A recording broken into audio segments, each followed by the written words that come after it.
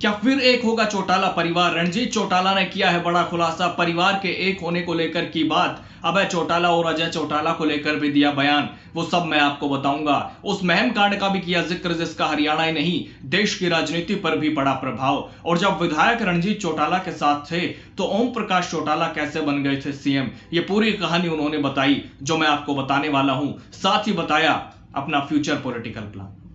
दोस्तों नमस्कार, मैं आपका यार जतिन पत्रकार। चौधरी देवीलाल के बेटे और पूर्व सीएम ओम प्रकाश चौटाला के भाई रणजीत चौटाला ने एक इंटरव्यू के दौरान अपने पुराने राजनीतिक हालात, पारिवारिक स्थिति समेत कई मुद्दों पर खुलकर बात की।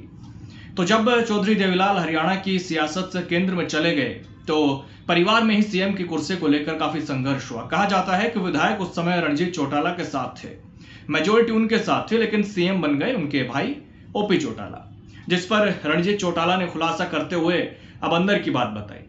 और उन्होंने कहा कि ओम प्रकाश चौटाला मेरे बड़े भाई थे। फिर परिवार के लोगों का यह फैसला था कि रणजीत सिंह की तो अभी बहुत उम्र है, ये तो करते रहेंगे, इसलिए ओपी चौटाला के लिए निर्णय हो गया और मैंने परिवार के फैसले को माना और फिर ओम प्रकाश चौटाला सीएम बन गए। तो वहीं महम कांड को लेकर भी रणजीत चौटाला ने कहा कि मैं उस वक्त मंत्री था। उस समय ओम प्रकाश चौटाला ने एक स्टेटमेंट दी थी कि कुछ काली भेड़ें हैं जो चुनाव में ठीक नहीं चल रही, मैं चुनाव के बाद उनको देखूंगा। वो इशारा मेरे लिए, बनारसी दास गुप्ता के लिए, वीरेंद्र सिंह के लिए, पहले वीरेंद्र सिंह हुआ करते थे ना कि मौजूदा वाले, कृपाराम पूनिया थे, रघुवीर सिंह काद्यान थे। तो हमें लगा कि ये ठीक नहीं हुआ, तो हम 6 मंत्रियों ने इस्तीफा दे दिया और 3 सेंटर के भी थे। ये मुद्दा बहुत उछला। फिर चौधरी देवीलाल को डिसमिस किया वीपी सिंह ने, और उनको डिसमिस किया तो चौधरी देवीलाल ने वीपी सिंह की सरकार गिरा दी। फिर चंद्रशेखर को पीएम बना दिया। तो पूरा जनता दल सिर्फ महम कांड की वजह से जीरो हो गया। ये बहुत बड़ी घटना थी जिसका बहुत लंबा इफेक्ट रहा। लोग इमरजेंसी को भूल गए लेकिन महम कांड को नहीं भूले। रणजीत सिंह चौटाला पर आरोप लगते रहे हैं कि आनंद सिंह दांगी को चुनाव लड़वाने में इनकी भूमिका रही, जिस पर रणजीत चौटाला ने कहा है कि कभी नहीं हो सकता कि मैं चौधरी देवीलाल के खिलाफ किसी को लड़ाऊं या अपने बड़े भाई के खिलाफ किसी को लड़ाऊं। वो महम चौबीसी ने लड़ाया।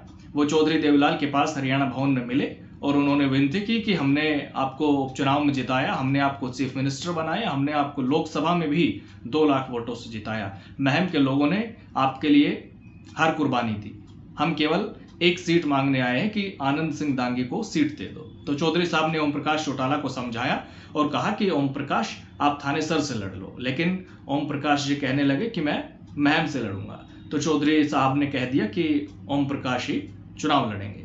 तो वो 500 लोग आए थे करीब, और वो कहकर गए कि चौधरी साहब देख लेना, हम भी महम के हैं। फिर वो महम का इलेक्शन खतरनाक हो गया। उसमें हमारा कुछ भी नहीं, ना आनंद सिंह दांगी का कुछ था। ये महम चौबीस से लड़ रही थी। उनकी जिद के 2-3 कारण रहे। उनका जो स्टाइल था, उनकी एरोगेंसी जो थी, उसको कोई भी टॉलरेट नहीं कर सकता था। अगर वो इतनी जिद नहीं करते शायद जनता दल लंबे समय तक रहता। आज देश की राजनीतिक परिस्थितियां ही कुछ और होती। महम कांड ने हिंदुस्तान की राजनीति को बहुत उथल पुथल किया और अभय चौटाला आरोप लगाते हैं कि रणजीत चौटाला ने ओपी चौटाला की पीठ में छुरा घोंपा। उस पर भी रणजीत चौटाला ने कहा कि जब 10 विधायक इस्तीफा दे गए, मंत्री इस्तीफा दे गए, वो महम कांड ही ऐसा था, उस घटना ने सारा कुछ तबाह कर दिया। उसमें रणजीत सिंह थोड़ी दोषी था, उसमें तो महम कांड जिसने किया वो दोषी था।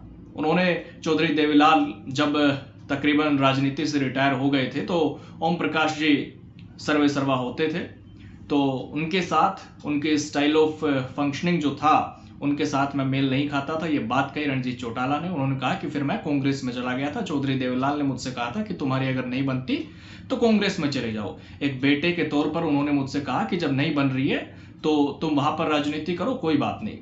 मैं भी तो कांग्रेस में था, उनका आशीर्वाद था मेरे साथ, मैं उनसे पूछ कर ही गया था। कांग्रेस में हुड्डा मेरे सपोर्ट में थे, भजनलाल विरोध में थे, शैलजा विरोध में थी। इसके अलावा रणजीत चौटाला ने परिवार को एक करने की कोशिश भी की थी। अभी फिलहाल वो बड़े हैं परिवार में, इस पर भी उन्होंने कहा कि जब मुट्ठी बंद होती है ना तो इस मुट्ठी का दबदबा रहता है। तो चौधरी देवीलाल ये थे, ओम प्रकाश यहाँ गए, रणजीत सिंह यहाँ गए, अजय चौटाला यहाँ गए, अभय यहाँ हो गए, तो फिर मुट्ठी कहाँ रह गई?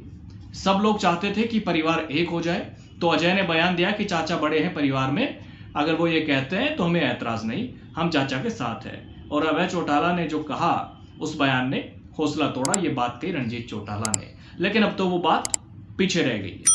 अब तो रीजनलिज्म खत्म हो गया है, अब तो टू पार्टी सिस्टम है। उन्होंने बताया कि सामाजिक मेरे अभय और अजय के साथ ठीक है, पर अजय थोड़ा बिहेव करते हैं, उनमें शालीनता है, लेकिन मुझे नहीं लगता कि परिवार एक होगा। ये मेरा मानना है, ये कहना है रणजीत चौटाला का।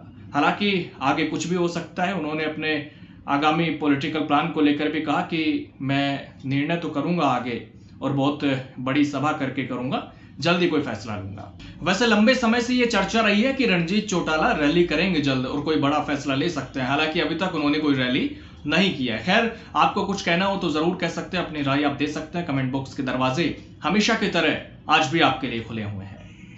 नमस्कार।